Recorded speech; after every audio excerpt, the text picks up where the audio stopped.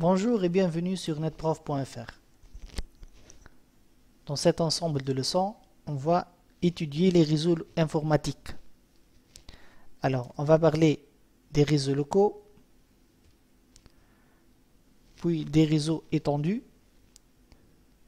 du protocole TCP/IP, le fameux protocole, de certains protocoles de routage, et on va finir par des exercices. Aujourd'hui, on va commencer par le premier chapitre, à savoir les réseaux locaux. Alors, le mot LAN, c'est un mot en anglais, c'est l'abréviation de Local Area Network. En français, on dit réseau local. Mais c'est quoi un réseau d'une façon générale? En quoi consiste-t-il? Le réseau, c'est un ensemble d'entités communicantes. Donc, on a un ensemble de points qui communiquent entre eux et il y a un flux qui circule entre ces entités. Exemple, d'une façon générale, on peut parler du réseau de neurones. Vous savez tous que notre cerveau est formé par un ensemble de neurones. Il y a un ensemble de flux de courants qui circulent entre ces neurones. Le réseau GSM, vous le connaissez tous, et en particulier le réseau informatique, objet de ce cours. Le réseau informatique, c'est quoi? Dans ce cas, l'ensemble des entités, c'est essentiellement les PC, les serveurs, les imprimantes, qui communiquent entre eux un ensemble de flux de données, par exemple des emails, des documents, des images. D'accord? Alors, le réseau local, donc, c'est un réseau informatique qui est géographiquement limité. D'où son nom, réseau local.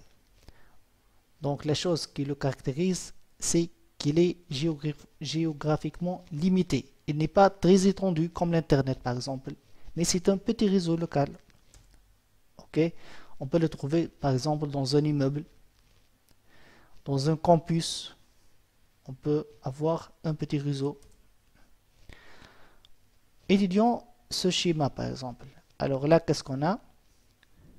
On a un ensemble d'entités communicantes dont on a parlé tout à l'heure. Là, par exemple, j'ai un laptop avec une carte réseau sans fil. J'ai un PC. J'ai un routeur. D'accord? Et toutes ces entités communiquent entre elles pour transférer des données. Alors, réellement, malgré qu'il y a de l'Internet ici, mais c'est dans ce cadre seulement que se trouve le réseau local. Si on va parler d'Internet, on sort du réseau local. D'accord? Alors, notre réseau local est caractérisé généralement par le fait qu'il a un haut débit. Donc, on parle généralement, bon, le 10 mégas est mort, mais on trouve typiquement le 100 mégabits par seconde. Ça veut dire que ce PC, par exemple, peut envoyer vers ce laptop 100 mégabits par seconde. Et on trouve aussi, surtout dans le monde des entreprises, le débit du gigabit. Un giga, c'est 1000 fois le méga. Et même, on trouve le 10 gigabits de nos jours dans les entreprises, bien entendu. Alors, quels sont les composants de réseau local? Évidemment, les données, puisque c'est le but d'avoir un réseau local. Les terminaux, comme on a vu, un PC, un ordinateur portable, une imprimante. Donc les données circulent entre les PC. Mais pour faire circuler ces données, on a besoin d'un ensemble de protocoles. C'est quoi un protocole? C'est tout simplement un ensemble de règles qu'on doit suivre pendant l'échange de ces données. D'accord? Et on a aussi besoin d'un ensemble d'équipements qu'on va appeler pour le moment des concentrateurs. Et on va voir ce que c'est que ces concentrateurs qui vont permettre le transfert des données entre les terminaux en utilisant des protocoles. Et bien évidemment, on aura besoin d'un support physique, par exemple comme le câble. Alors les terminaux, comme je l'ai déjà dit, sont les PC, les imprimantes, vous le connaissez tous, avec la remarque qu'on a toujours besoin d'une carte réseau pour interfacer ce PC par exemple avec le support physique. La carte réseau, vous le savez tous, elle a cette forme. Donc on trouve ici ce connecteur qui a un format assez spécial. C'est un format standard appelé RJ45. Alors on a besoin aussi du support physique comme la paire torsadée, la fibre optique, le câble coaxial ou bien l'infrarouge. Parlons de la paire torsadée. C'est quoi la paire torsadée? Donc en fait c'est un câble en cuivre mais qui est formé de 8 fils. Ça c'est la première paire, deuxième paire, troisième paire, 4 paires. Alors 4 fois 2 ça fait 8 fils. Pourquoi elle est appelée torsadée? Parce que comme son nom l'indique, vous voyez dans l'image que ces paires sont torsadées, et ceci pour des raisons pour optimiser le transfert des données en matière de qualité et de vitesse. D'accord? Alors, tous ces fils de cuivre vont entrer dans ce connecteur RJ45 dont je vous ai déjà dit, qui va lui-même entrer dans ce connecteur femelle. Ça c'est le connecteur RJ45 mâle. Vous voyez bien les 8 fils.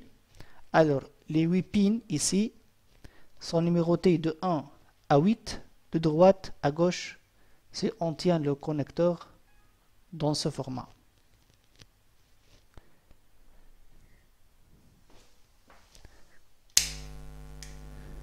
Une fois les paires torsadées vont entrer dans le connecteur, on aura ce format. Vous voyez bien, de 1 à 8, ça c'est le premier bout du câble, ça c'est le deuxième bout du câble, et les paires ne sont pas entrées dans le connecteur comme ça au hasard, mais il y a un code couleur à suivre.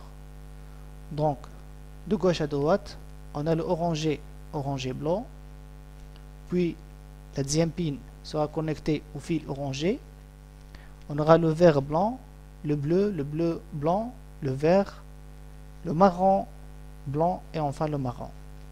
Alors le câble, s'il est construit de cette façon, on l'appelle un câble droit. C'est le câble typique que vous trouvez sur le marché.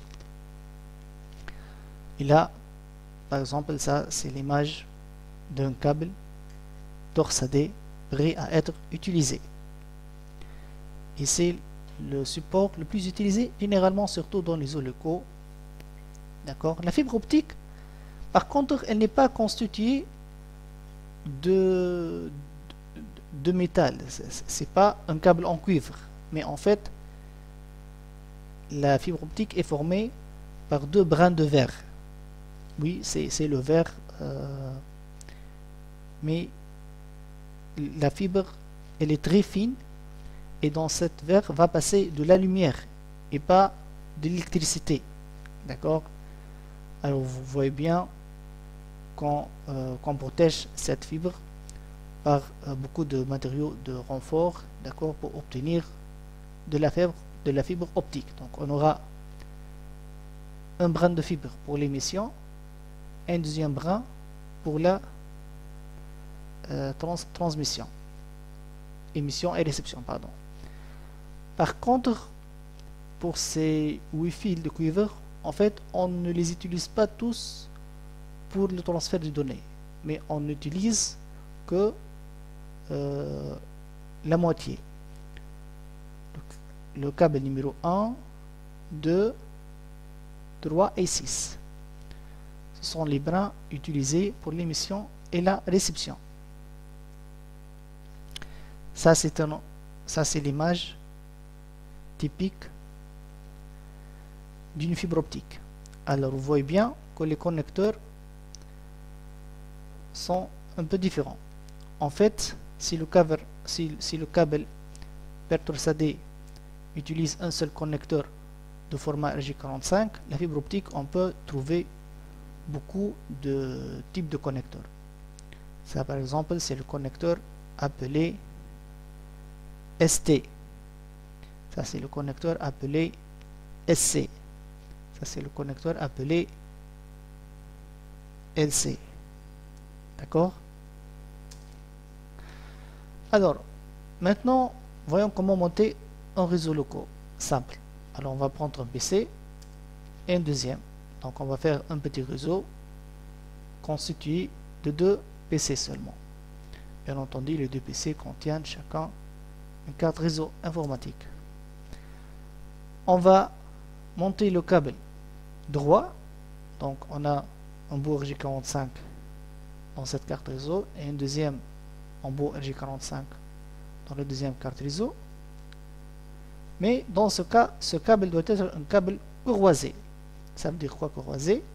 Ça veut dire que les 2 fils de transmission ici vont coïncider avec les 2 fils de réception ici, d'une façon à ce que les données transmises par ce PC soient reçues par la carte réseau de ce PC.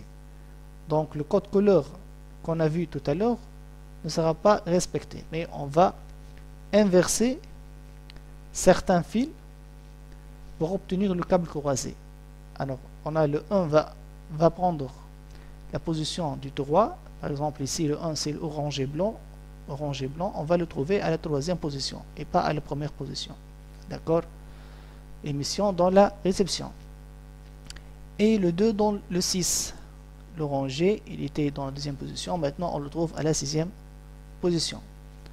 Et on va faire bien sûr l'inverse pour le câble vert. D'accord? Donc ça on l'appelle le câble croisé. Il est utilisé si on va connecter 2 PC directement. Alors vous voyez bien ici que ces 2 PC maintenant sont connectés, ils vont commencer à s'échanger des données. Mais il y aura toujours le risque que les 2 PC envoient des données en même temps. Dans ce cas, l'information envoyée sur le support physique, elle ne sera pas comprise, elle n'aura aucune valeur. On aura ce qu'on appelle une collision, parce que les 2 signaux électriques vont se heurter et donc l'information perdra sa valeur. Et si on a une collision, donc on va perdre des données. D'où le besoin d'un protocole, un ensemble de règles qui contrôle l'accès aux médias, pour qu'on soit sûr que l'information envoyée est bien reçue sans avoir une collision. Alors ce protocole est le protocole appelé CSMA-CD, en anglais CSMA Carrier Sense Multiple Access. Ça veut dire qu'il permet l'accès multiple, mais avec écoute de la porteuse. Ça veut dire quoi? Ça veut dire qu'une station écoute le support physique, qui est le câble, pour déterminer si une autre station est en train de transmettre les données ou bien non. Donc ce qu'elle fait, c'est qu'elle mesure le niveau de tension électrique. S'il y a un courant qui passe, alors elle ne va pas envoyer ces données. Et elle va rester à l'écoute du support jusqu'à ce que la station qui émet les données finisse. Ok? Et le deuxième principe de ce protocole, c'est collision detection. Ça veut dire en cas de collision, la station envoie un signal appelé un signal jam et le transmet après un certain temps aléatoire. Donc, maintenant, on a pu connecter les 2 PC et ils fonctionnent correctement. Supposons qu'on a un 3e PC. Comment va-t-on intégrer ce 3e PC dans ce très petit réseau local? Déjà, le câble est connecté entre les 2 cartes réseau. Et la 3e carte réseau, comment va-t-on la connecter? D'où le besoin d'un concentrateur, quelque chose qui va rassembler toutes les machines. Alors le concentrateur, il a généralement cette forme, d'accord? Donc on va connecter toutes les machines. Donc vous voyez bien qu'il possède beaucoup d'interfaces RJ45, d'accord? Et toutes les machines seront connectées à ce concentrateur. Maintenant, ce câble sera un câble droit. On n'a pas plus besoin d'un câble croisé, parce que c'est le concentrateur lui-même qui va envoyer l'information, d'accord, d'un PC à un autre. Donc ça, on est bien d'accord, c'est un câble droit, ce n'est plus un câble croisé.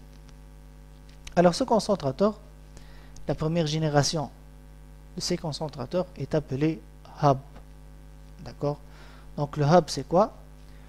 Le hub c'est vraiment, il est trop bête, il reçoit de l'information, il la transmet à tous les ports, d'accord, d'une façon à ce que toutes les machines reçoivent l'information. Une seule machine, bien sûr, généralement qui est concernée par cette information, elle va prendre l'information et les autres machines vont ignorer le message. Mais vous voyez bien, l'inconvénient de cette machine, c'est que quand le nombre des machines augmente, c'est comme si on avait beaucoup de personnes dans une même chambre. Alors ces personnes vont parler, mais à un certain moment, on ne va plus entendre ce que disent l'autre parce qu'il y a beaucoup de bruit. D'accord? Donc l'inconvénient, c'est que quand le nombre de machines sur un hub augmente, le nombre de collisions va augmenter et on n'arrive plus à écouter correctement l'information envoyée par les machines. D'où le besoin d'un autre type de concentrateur. Si on revient à l'exemple de la chambre, par exemple, on va dire qu'on va mettre des séparateurs entre chaque deux personnes qui parlent ensemble. D'accord? De telle façon à ce que le bruit de ces deux personnes, par exemple, n'arrive pas à ces deux autres personnes. Donc on a besoin de notre concentrateur qui fait presque la même chose. Le hub, je rappelle, ce qu'il fait, c'est qu'il reçoit de l'information sur un port et la diffuse sur tous les autres ports, sans savoir qui est concerné par cette information.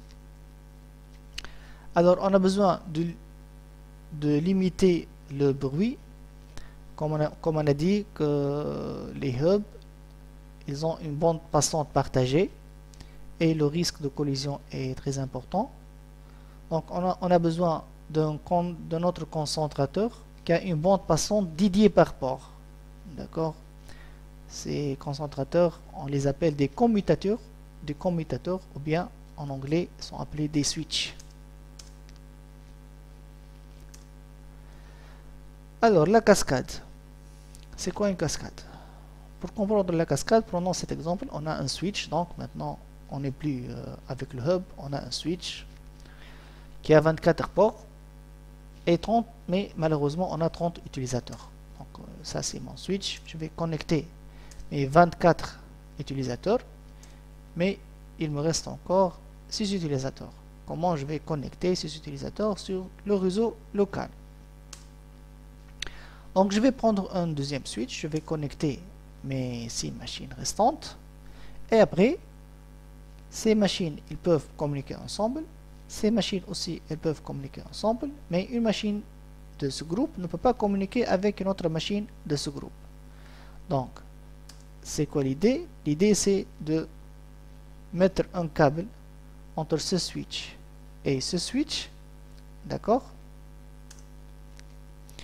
Ce câble, on l'appelle un câble de cascade. Et on dit qu'on a fait une cascade entre les deux switches d'une façon à ce qu'une machine d'ici peut communiquer avec une autre machine de ce groupe. Alors ce câble généralement doit être un câble croisé. C'est comme si on a connecté un PC à un PC. D'accord? Ce câble, comme aussi ce câble, généralement il ne doit pas dépasser la longueur de 90 mètres. D'accord? Mais si cette distance elle est supérieure à 90 mètres, qu'est-ce qu'on fait? Alors dans ce cas, on doit utiliser la fibre optique. La fibre optique, il y en a beaucoup de genres. Donc par exemple, il y a la fibre optique multimode. Elle permet un débit de 1 gigabit jusqu'à 550 mètres. Mais si on va dépasser les 550 mètres, on peut aller jusqu'à 10 km par la fibre monomode. D'accord? Mais généralement, si on est dans le cas d'un réseau local, on utilise généralement la fibre multimode. Généralement, 500 mètres, c'est largement suffisant si on parle d'un réseau de campus, par exemple. Alors, les caractéristiques des switches. Comment choisir un switch? Le switch, bien sûr, parmi ses caractéristiques, c'est la vitesse du port. Comme j'ai déjà dit, la vitesse de nos jours d'un port, c'est de 100 mégabits, voire 1 gigabit pour les nouveaux switches. Le mode duplex, ça veut dire quoi duplex? Alors, on dit que le duplex est half duplex si le port peut émettre ou recevoir, mais pas faire les deux en même temps. Par contre, il est dit en full duplex lorsque le port peut émettre et recevoir en même temps sans avoir de collision.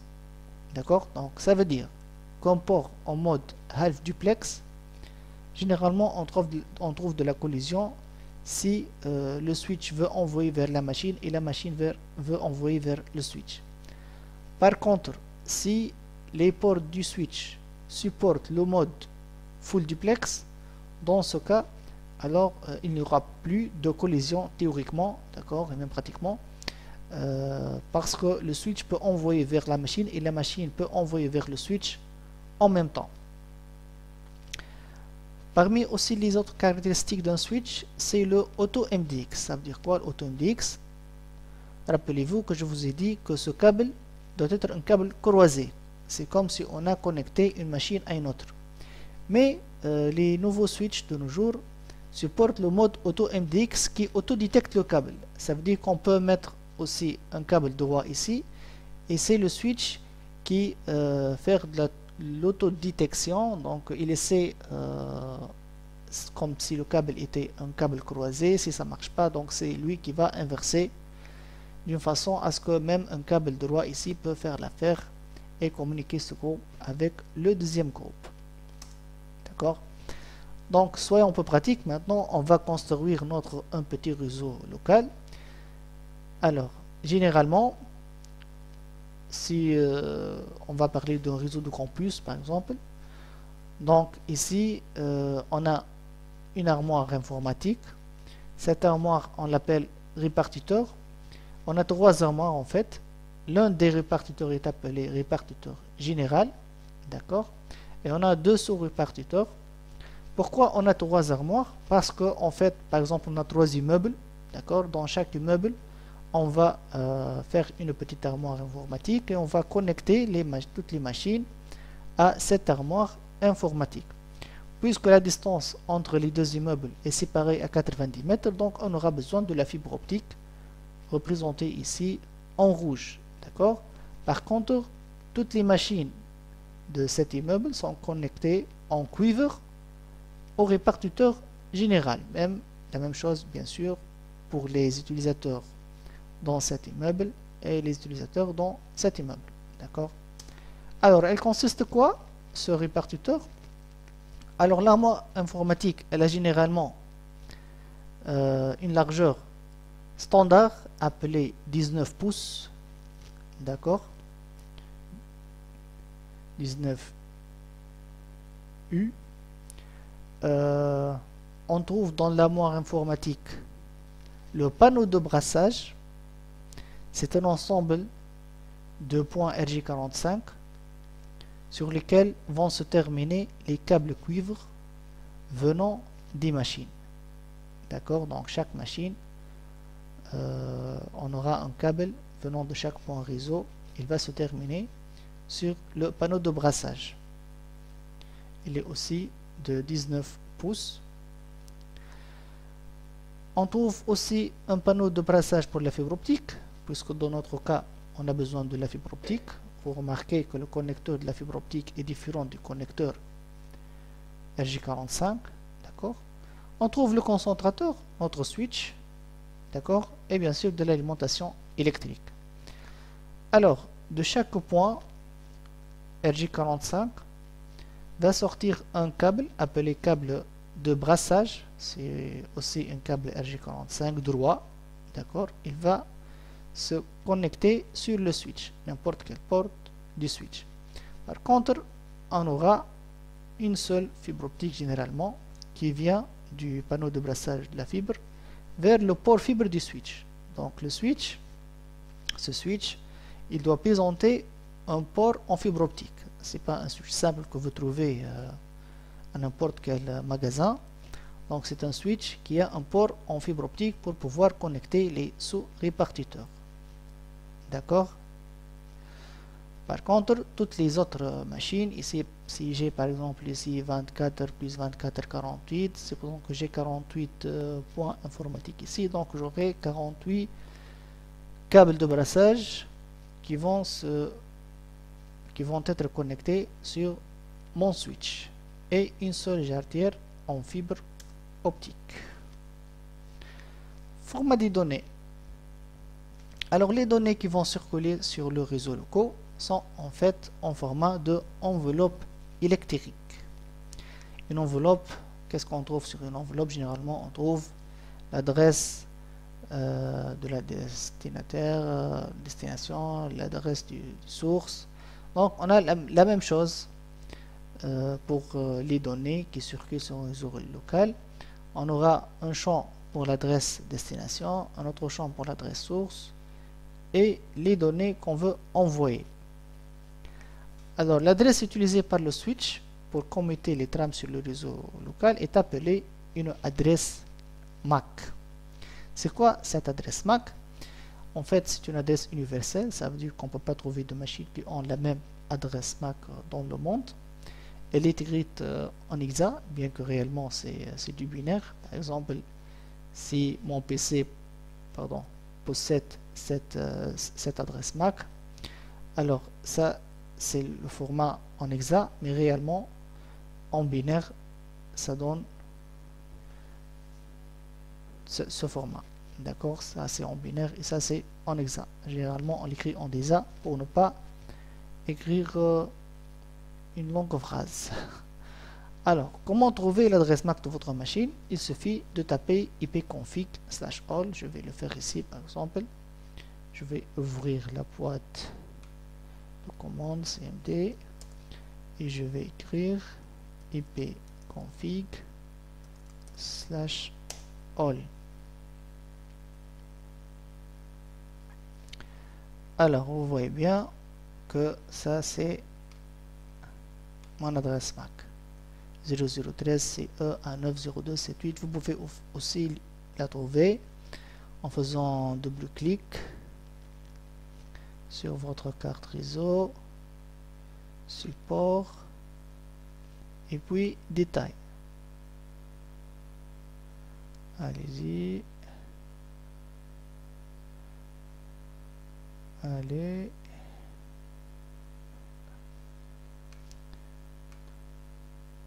Et ben voilà ma machine qui se plante. Alors c'est pas grave.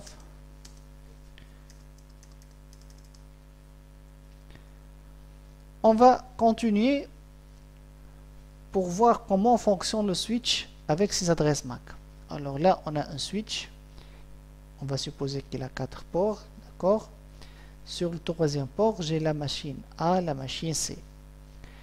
Et sur le port numéro 4 j'ai une machine qui est la machine B.